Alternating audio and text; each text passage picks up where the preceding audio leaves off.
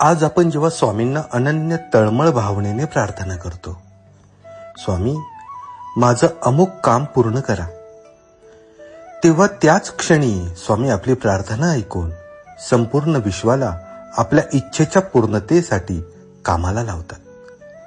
पण हे कार्य बाह्य रूपाने लगेच दिसत नाही. त्या प्रक्रियेत काही संकटे, अडथळे, अपयश यांची रूपं येतात.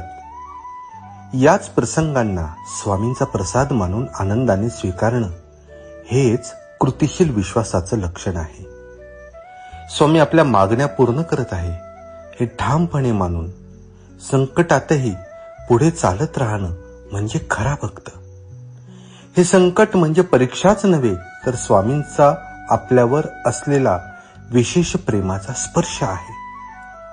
कधी वाटतं की उत्तर मिळत नाही, पण खरे तर स्वामी त्यावेळी काहीतरी मोठं आणि योग्य तयार करत असतात. माझं काम झालंच आहे ह्या भावनेने चालणं आणि जे घडते आहे ती स्वामींची इच्छा या श्रद्धेने समर्पण करणं हेच भक्तीचं सार आहे.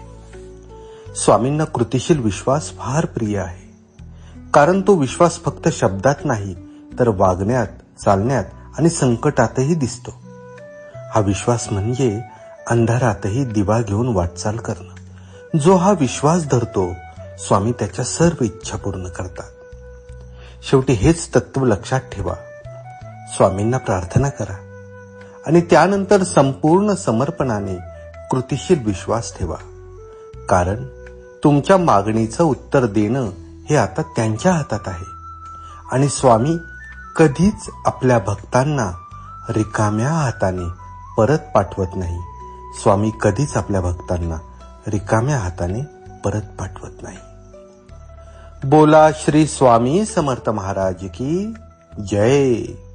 श्री स्वामी समर्थ.